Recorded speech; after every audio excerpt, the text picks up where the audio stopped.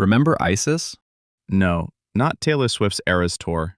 The other thing from the 2000s we all hoped was permanently over. Yeah, turns out ISIS didn't die. It just moved to the desert, changed its operating hours, and started doing guerrilla warfare like it's a freelance gig. And now, the US just responded with something called Operation Hawkeye, which sounds less like diplomacy and more like a Marvel spin-off. Alright, who's in this episode? Let's meet today's dysfunctional cast. First up, ISIS, the terrorist group that refuses to accept cancellation. Then, United States, allergic to attacks on its soldiers.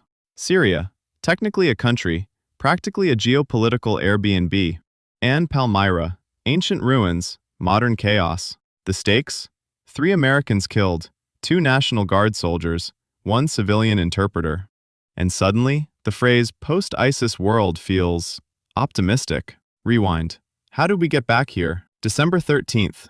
ISIS-linked fighters ambush U.S. troops and their local partners near Palmyra. Now, Palmyra isn't just some random dot on a map. It's a UNESCO World Heritage Site sitting right in the middle of the Syrian desert, which is basically Earth's largest hiding spot. Deserts are great if you are a smuggler, a guerrilla fighter, or a terrorist group trying to avoid drones. Deserts are bad if you are a functioning government, accountability, or literally any form of law enforcement. ISIS lost its caliphate in 2019, but instead of disappearing, it rebranded. No territory, no capital city, just vibes, sleeper cells, and hit-and-run attacks. Think less empire, more toxic group chat that never dies. Operation Hawkeye. America clears its throat. After the ambush, Washington didn't debate for long. The response? Over 70 ISIS targets hit in central Syria. Not one building, not a warning shot. This was a full PowerPoint presentation, delivered via airstrikes. Command centers, weapons depots, training camps, logistics hubs, safe houses, the hardware?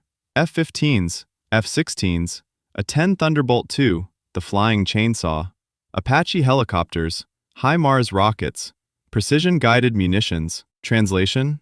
This wasn't anger, this was planning. Now here's where it gets weird. You might be asking, is the US still in Syria? Yes. And did Syria invite them? Also yes. Just kidding. Absolutely not. There are about 1,000 US troops still there, without Damascus's consent, which makes this whole situation legally awkward and geopolitically explosive. The US argument is simple.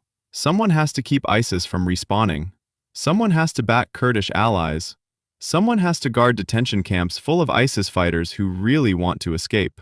And that someone is apparently still America. Cue the tough talk. After the ambush, Donald Trump did what he does best. He went online.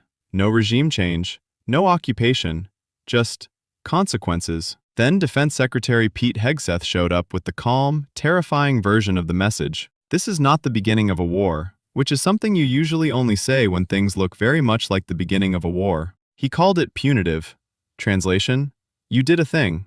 Now regret it. But wait, this isn't just about ISIS, because nothing in the Middle East ever is. This strike also sent messages to U.S. allies. We still show up. Kurdish forces, we're not ghosting you. Regional adversaries, especially Iran, touch our people and we respond loudly. Syria has become the world's most crowded proxy battlefield. Militias, foreign militaries, intelligence agencies, terrorist remnants, everyone's involved, no one's fully in charge. Zoom out.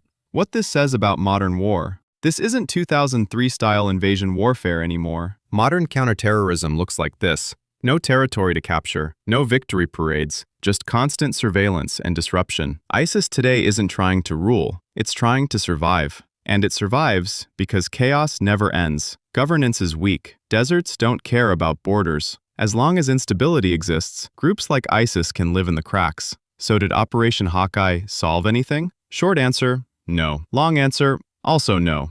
But louder. What it did do, disrupt ISIS operations, kill fighters and leadership, reassert U.S. deterrence. What it didn't do, fix Syria, create stability, end terrorism forever. This wasn't an ending. It was a reminder. ISIS isn't powerful, but it's persistent. The U.S. isn't invading, but it's not leaving. And Syria remains the place where history, terrorism, and global power politics collide, repeatedly. If this breakdown helped untangle the chaos, hit like, subscribe, and stick around. Because in geopolitics, nothing ever really ends. It just takes a desert vacation and comes back worse.